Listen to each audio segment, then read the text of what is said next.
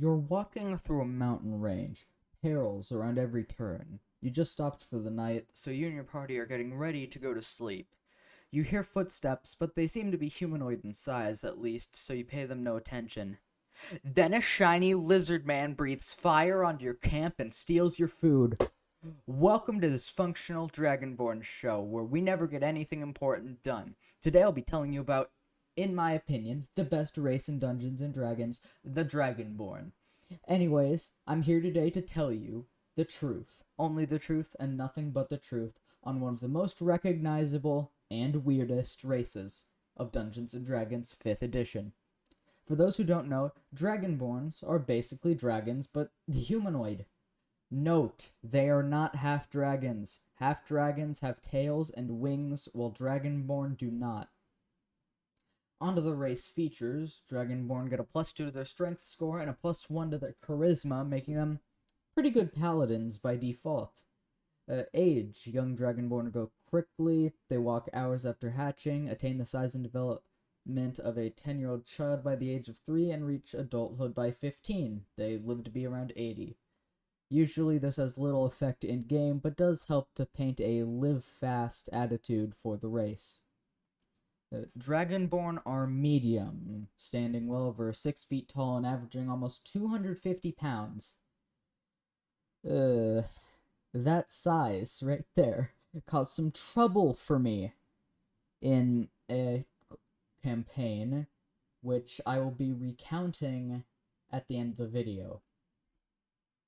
Speed, your base walking speed is 30 feet. Yeah, same with most medium races. Moving on. Finally. The staple of the Dragonborn. The thing that they're known for. The breath weapon. Or more specifically, their Draconic Ancestry. You have Draconic Ancestry. Choose one type of dragon from the Draconic Ancestry table. Your breath weapon and damage resistances are determined by the damage type as shown in the table. Note, scale color does not correspond to your type of breath weapon. Your dragon ancestor does. Anyway, red is fire, blue is lightning, white is ice, yada yada yada. You should know this already. The type of saving throw and the way it's fired is dependent on the type of dragon. But basically, if it's a cone, unless it's fire damage, it's a con save. If it's a line, or fire damage, it's a dex save. Once you use your breath weapon, you can't use it again until you complete a short or long rest. You also have resistance to the damage type associated with your Draconic Ancestry.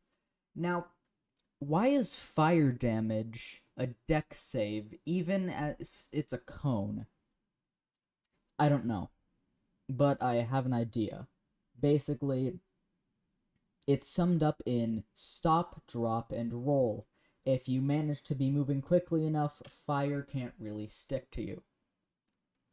That's it for the mechanics of the Dragonborn. Now, apart from the race-specific feats, which I'll throw up on the screen right now, if you want to know more about those, figure it out on your own time. They're pretty cool. Now for story time. This was a while ago, at least like 5 or 6 months ago. I was playing in a friend of mine's campaign as Greg, the Silver Dragonborn Rogue Warlock. Yes, he was named Greg.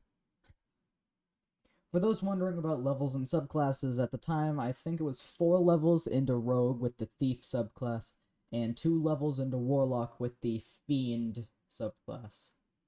He's my favorite D&D character I've ever played. Anyway, we were in a city trying to escape some people who wanted us dead.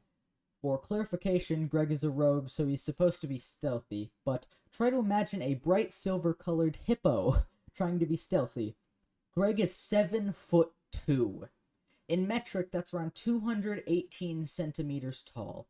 This town was primarily Aarakocra, which are around 5 to 6 feet tall. He stuck out like a sore thumb.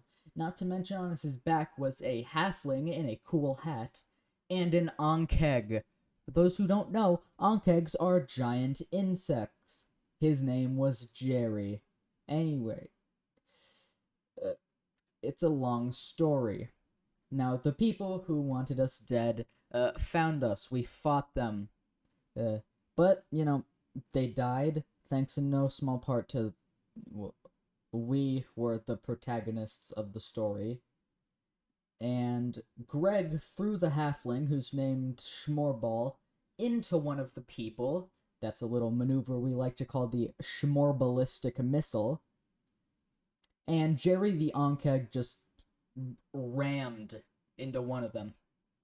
Broke his ribs. By that I mean broke the person's ribs, not the Ankeg. Ankegs are insects, they don't have ribs. So yeah, that's one of the many parts in the tale of Greg, my favorite ever D&D character. I might tell more of his story at some other point. So there's the Dragonborn for you. Bye!